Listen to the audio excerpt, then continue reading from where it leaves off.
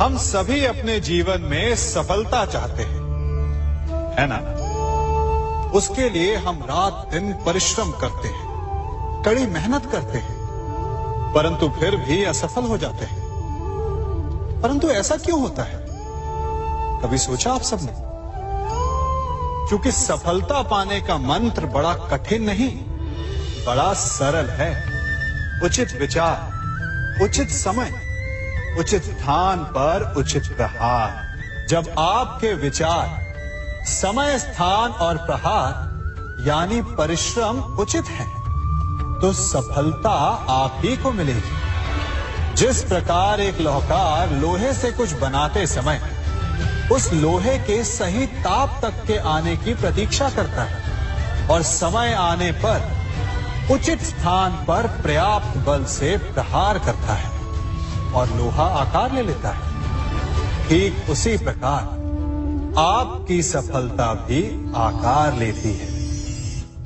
हम सभी को अपने जीवन में कभी ना कभी निराशा मिलती है, असफलता मिलती है और अधिकतर लोग इसके पश्चात भाग्य का रोना लेकर बैठ जाते हैं। कुछ कहते हैं कि जिस स्थान पर मैं हूं उससे कई ऊंचे स्थान पर होने के योग्य था, परंतु नहीं जा पाया। किसी को पीड़ा है कि उसे जो मिलना चाहिए था वो उसे नहीं मिला, भाग्य ही बुरा था।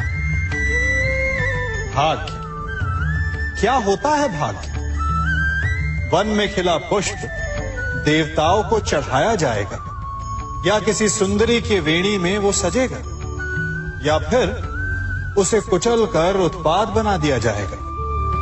ये सब एक पुष्प के नियंत्रण में नहीं होता, परंतु जब तक उस पुष्प का अस्तित्व है, सुगंध बिखेरना उसके वश में अवश्य है। परंतु भाग्य हमारे वश में नहीं, और जो हमारे वश में नहीं उसके लिए दुखी होने से क्या होगा? कर्म पर वश है, वो कीजिए और धीरे धीरे भाग्य आपके वश में आ जाएगा, क्योंकि कर्म ही प्रधान है। सम्मान। मनुष्य के जीवन में सम्मान का बहुत अधिक महत्व है। वो उसे अपने हृदय, अपने मन से जोड़कर रखता है। कदाचित इसीलिए हम शत्रु के सम्मान पर चोट पहुंचाते हैं ताकि उसे पीड़ा पहुंचाई जा सके। परंतु ऐसा करने से सावधान रहे मित्रों। शरीर पर लगी चोट मनुष्य भुला सकता है, परंतु उसके सम्मान को लगी चोट उसे जीवन भर पीड़ा देती है। और स्त्री के मान सम्मान पर लगी चोट उसे उस सीमा तक ले जाती है जहां उसे केवल प्रतिशोध दिखाई देता है। यदि अपने शत्रुओं को जीतना है तो प्रेम से जीतिए, अपने कर्मों से जीतिए। उन्हें अनुभव करवाइए कि उनसे भूल हुई है। किसी के सम्मान को ऐसी चोट ना पहुंचाइए कि वो आपका नाश करने पर उतर आए। स्मरण रखिए, किसी का अपमान करके आपके हृदय को कदाचित थोड़ा संतोष आ जाए, परंतु उस अपमान से आप कई हृदयों को आघात पहुंचाते हैं और अपने लिए एक शत्रु और बढ़ा लेते हैं। हम सब शीघ्र ही सफलता चाहते हैं, ढेर सारी संपत्ति और सुख चाहते हैं, और ऐसे में कई बार हम छोटे मार्गों का चयन कर लेते हैं। वो मार्ग जिनमें परिश्रम नहीं होता, जिनमें होता है तो केवल छल, कुटिलता और भाग्य का सहारा। जैसे कि जुआ। कोई जुए के खेल में धन लगाता है, कोई दांव लगाता है और ये भूल जाता है कि जुआ ऐसा दलदल है कि जिसमें एक बार गिरे तो सर्वनाश से पहले निकलना असंभव है। यदि आप जीते तो और जीतने की भूख बढ़ जाएगी, और यदि आप कुछ हार बैठे तो उसे पुनः पाने के लिए आप फिर से खेलेंगे। मनुष्य को ये आभास ही नहीं होता कि अपनी संपत्ति के साथ साथ वो अपनी मानवता, अपने संस्कार, अपना धर्म और अपना उत्तरदायित्व तक सभी जुए की भेंट चढ़ा देता है। इसलिए कुछ पाना है तो परिश्रम से पाओ। यदि कुछ जुए में जीता तो वो उतना शीघ्र ही खो दोगे, चूंकि उसे परिश्रम से पाया नहीं गया है और उसकी रक्षा करने के लिए आपके मन में स्वाभाविक प्रयास भी नहीं होंगे। क्षमा बढ़न को चाहिए, छुट्टन को उत्पाद। क्षमा इस संसार में शांति का, सुख का मूल आधार है। क्षमा आपके मन से प्रतिशोध और शत्रुता जैसे भावों को समाप्त करती है।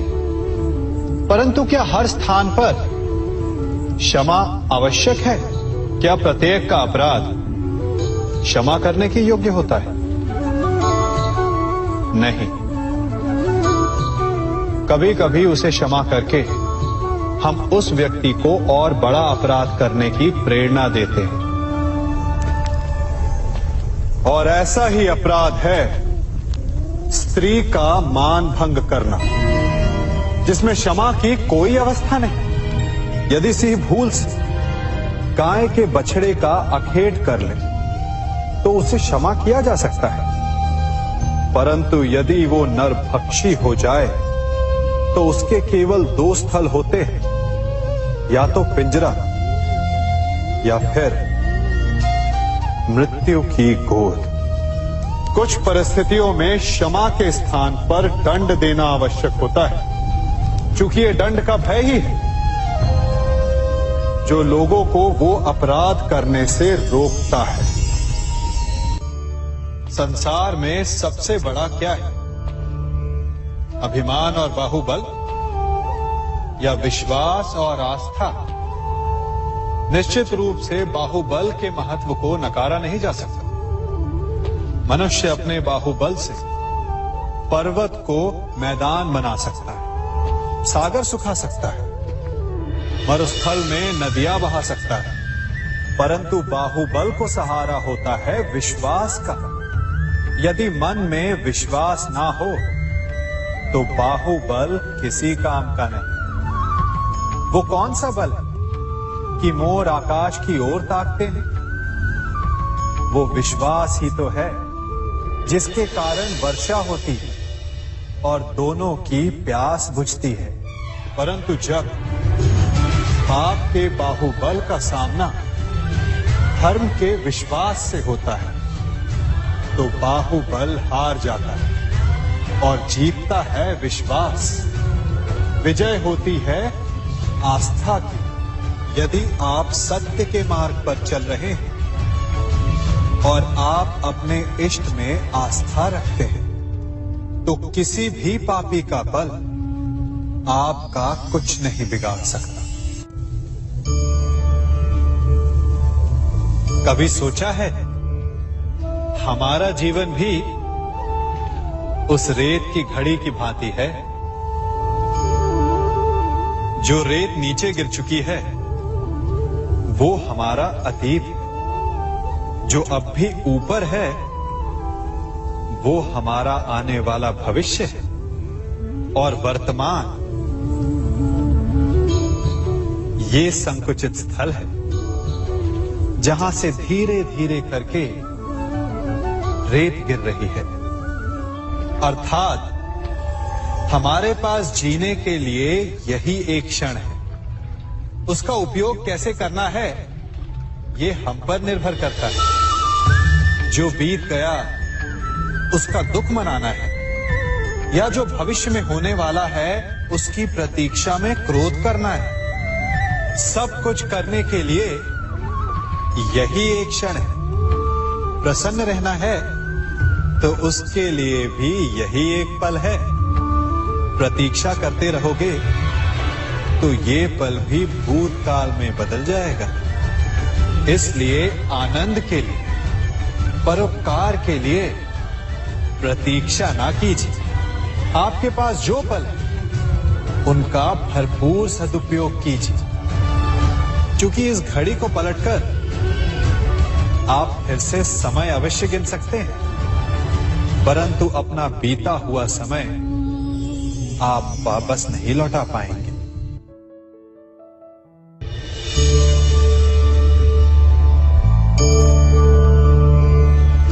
मनुष्य के जीवन में संतान का बहुत महत्व है। उस संतान के लिए वो कितने कष्ट सहता है, उसे पालता है, पोसता है, और यदि यही संतान संताप का कारण बन जाए तो क्या ये उसका दोष है? अधिकतर ये दोष हमारे लालन पालन का होता है। बचपन में बालक के हठ को मानकर हमें आनंद की अनुभूति अवश्य होती है, परंतु धीरे धीरे अपने बालक के हठ को मानकर उसके हठ के दास हो जाते हैं। एक हठी उद्दंड और असंस्कारी संतान उस सूखे वृक्ष के समान होती है कि यदि जिसमें आग लग जाए तो वो सारे वन को भस्म कर डाले। और स्मरण रहे, जब उसमें अग्नि लगती है तो सबसे पहले वो स्वयं के घर को ही भस्म करती है। इसलिए जब आवश्यकता हो तो अपनी संतान के हठ का विरोध करें, उसे रोके, क्योंकि यदि समय रहते ऐसा ना किया गया तो भविष्य में इस समस्या के परिणाम गंभीर हो सकते हैं।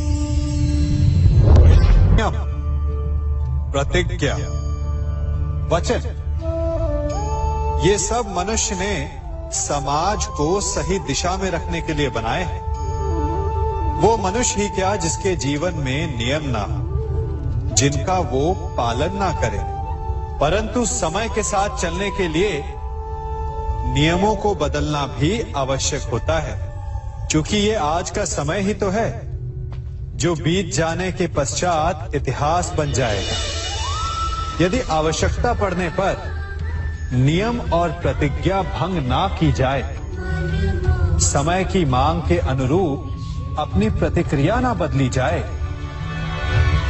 तो इतिहास हमें कभी क्षमा नहीं करेगा।